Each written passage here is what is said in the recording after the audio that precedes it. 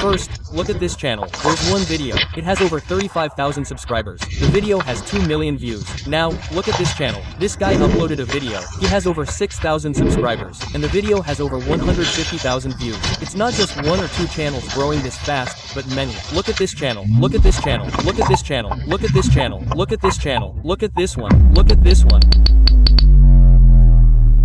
Now, you'll have a lot of questions in your mind. How is this possible? No matter. How many questions you ask me, my answer will be the same.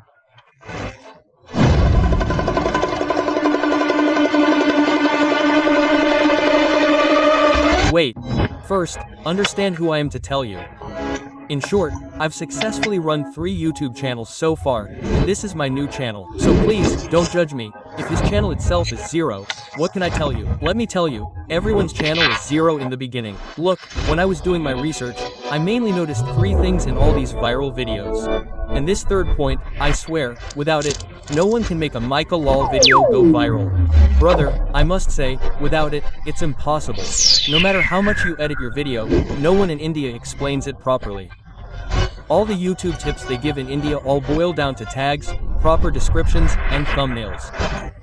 I've tried everything, but none of these things make a video go viral. Rather, all of these things help the YouTube algorithm reach the right audience, not make your video go viral. Now the question is, what's the reason for a video going viral? To find the answer, we need to carefully examine these 3 points. And yes, don't make the mistake of skipping any of them, because all 3 are interconnected. The first is YouTube. Wait, I know what you're thinking. Without understanding how YouTube works, you won't be able to understand point 3 properly. That's why, give me a chance to explain how YouTube works, bro. I promise I'll tell you something new that will directly touch your mind. Look, YouTube works on the YouTube algorithm, and YouTube's algorithm works on the audience, and audience data comes from the audience. Now you can say that YouTube is the algorithm, and the audience is the algorithm. Call it audience or algorithm. Consider them the same. Understand it from the algorithm or the audience. Both are the same. I like the word algorithm to explain it clearly. Look, an algorithm collects 2 types of data. First, it collects data from the creator, that is, the one who is uploading the video. Second, it collects data from the viewer, that is, the one who will watch the video. First, let's understand what data it collects from the creator. Algorithm. What language is the video in? Is this video for kids or not? What is written in the description? What is the title of the video? Does the hashtag used in the video match the title of the video or not?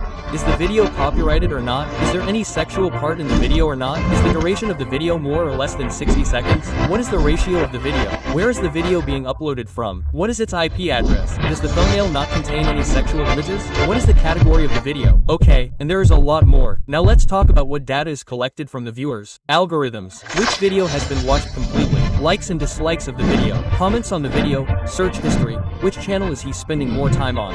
Which type of channel is he subscribing to or searching for? What is his watch history? Which language videos does he watch? And much more. Now, after taking data from both sides, the algorithm easily delivers good videos to the audience, and not at all delivers them to the audience if they are not good. Now the question is, the algorithm is not a human who can watch my video and tell me that it had these flaws. That's why I'm not delivering it to the audience, or that I like this video, so I'm delivering it to the audience. So, how does it determine which video is good and which is not? To know this, you have to understand the algorithm. The algorithm looks at data, not the information you provide in the video. You know the purpose of YouTube, to show the best videos to the audience. And I've already told you that the YouTube algorithm is not a human who can tell whether your video is good or not just by watching it. Look, the YouTube algorithm updates more than 200 times a year. There are mainly 3 things in the YouTube algorithm that never change. The first is CDR, the second is audience retention, and the third is watch time. YouTube's algorithm largely focuses on these. It operates on all 3. Now we'll understand each of these in detail, to see what works. There's CDR, there's watch time, and there's audience retention. How does all this work? You've probably heard somewhere on YouTube that you should increase your CDR, but what exactly is CDR? CDR stands for click-through rate. YouTube uses CDR to determine whether your audience clicks on your video when it's shown to them. Let's understand this with an example. Suppose you upload a video to YouTube, and YouTube shows your thumbnail to 100 people, but only 8 clicks occur. In this case, your video's center will be 8.100, that's 8%. Your video's center is 8%. If two videos are sent to YouTube, one with a center of 8% and the other with a center of 20%, tell me, which video will YouTube promote more based on center? Yes, the one with 20%. Why? Because more people are clicking on this video. Now, you might be wondering what center is required for a video to go viral. YouTube hasn't provided any figures, whether it'll be 8% or 20%. However, based on my research, the maximum center for videos generally ranges from 2% to 10%. If your channel is new, try to have a center of more than 10%. And yes, the more viral your videos become, the lower their center will become. Don't be alarmed by the low center of a viral video, thinking it's low. I hope you understand center better. For now, let's just assume that if your center is 5%, then increase it to 6. If it's 8%, then increase it to 10. If it's 10%, then increase it to 15. While you've improved your center, the game changes a bit when it comes to audience retention. Let's say your video's duration is 10 minutes, and if someone watches it for 5 minutes and then closes it, your video's audience retention will be 5/10, which is 50%. Now, your video won't be watched by just one person. So, let's say 10 people watch your video. 3 watched the full video, and the same 7 watched 2 or 3 minutes and then closed it. To calculate your video's audience retention, YouTube will do 3*10, which means 30 divided by 2*7, which means 14, a total of 44, which will give a total of 44%. The higher the audience retention, the more viral the video will become. Again, the rule is the same. Improve it. YouTube hasn't given any figures for whether a video will go viral at 40% or 60% retention. If yes, based on research, your video should have audience retention of more than 40 to 45% in the first few hours. If your video's retention is less than 40%, then improve your video. Low audience retention is due to your inability to fulfill the promises you make to your subscribers.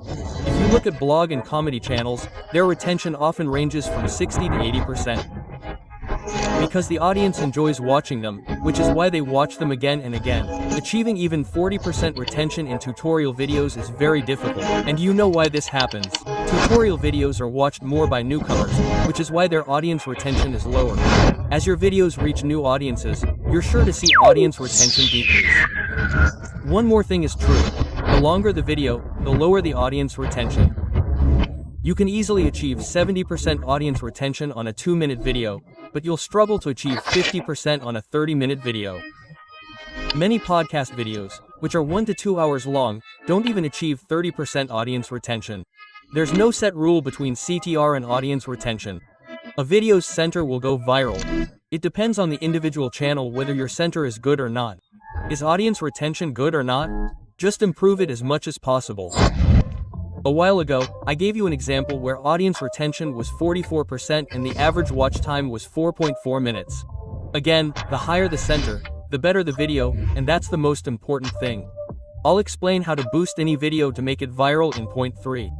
Just understand this. The algorithm considers these 3 factors for a video's performance. You've understood the algorithm well. If you miss these 2 points, I guarantee your video will stop after 10 to 20 views.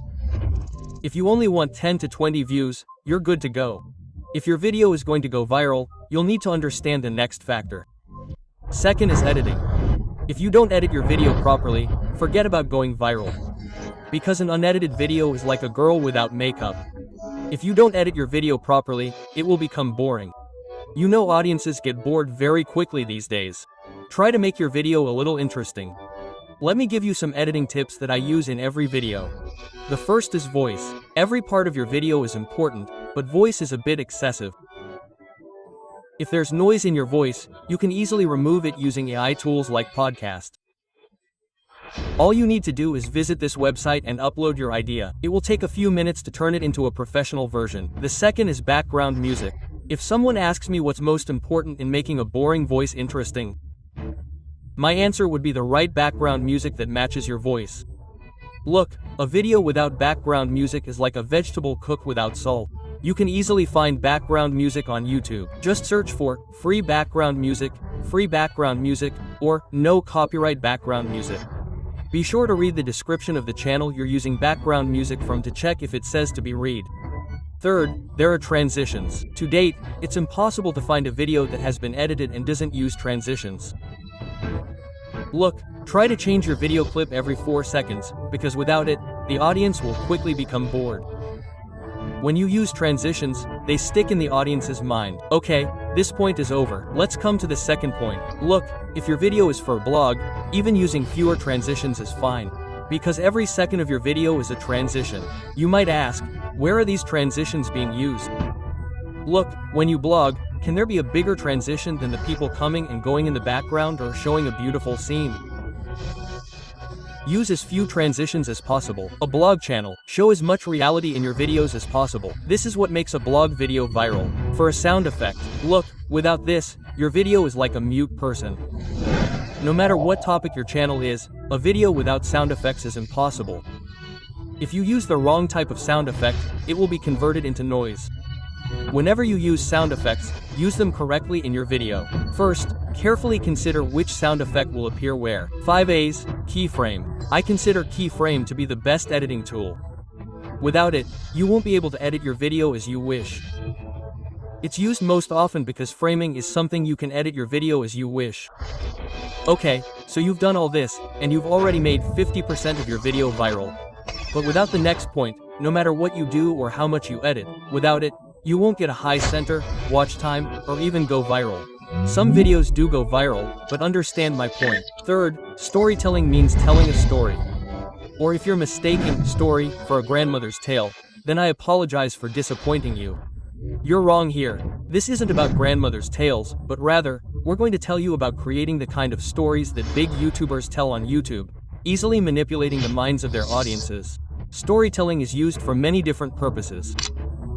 Filmmakers make their films interesting, businessmen sell their products, bloggers make their videos engaging, mentalists read people's minds and make them laugh, magicians display their magic in the right way. Storytelling is a great art. I try to share as much as I can in my videos. It's true that you won't be able to learn storytelling overnight, but one day you will. Gradually, you will get better at it. Tell me one thing.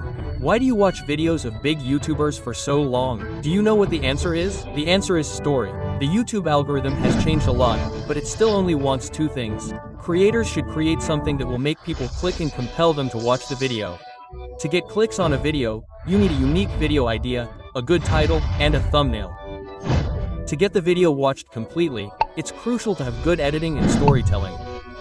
Many people say that a story has 3 parts: beginning, middle, and end. But very few explain how to use them. I'll demonstrate a video storytelling. This will give you an idea of how to do storytelling. There are 2 ways to tell a story, and only 1% of people use the second one, so I'll show you both.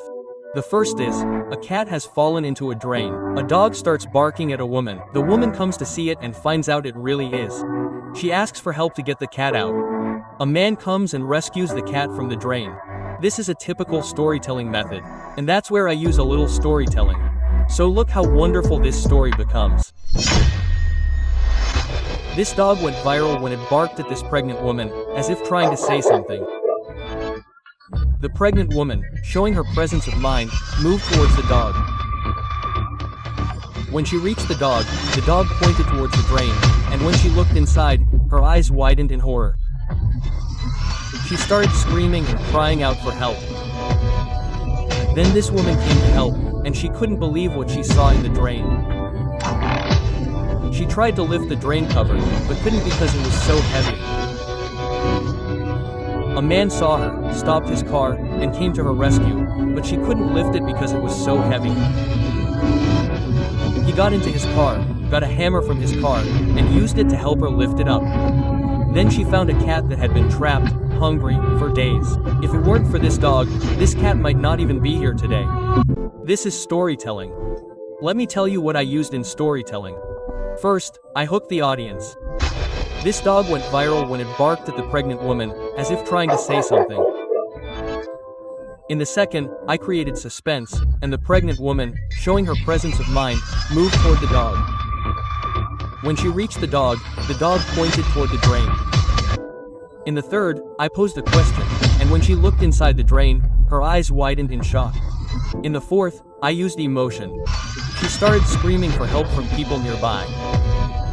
Then this woman came for help, and she couldn't believe what she saw in the drain. In the fifth, I revealed what the audience had been waiting for. He left in his car. He gets a hammer from his car and uses it to lift it up. He finds a cat that had been trapped, hungry, for days. If it weren't for the dog, this cat might not even be there today. This video also uses storytelling. If you watch the video again, you'll clearly understand where I used storytelling. To improve it, watch your favorite creators' videos and try to capture which emotions are used where. It's true that it's a little difficult to capture because storytelling is best when the audience doesn't know which emotions are used where and they just keep going.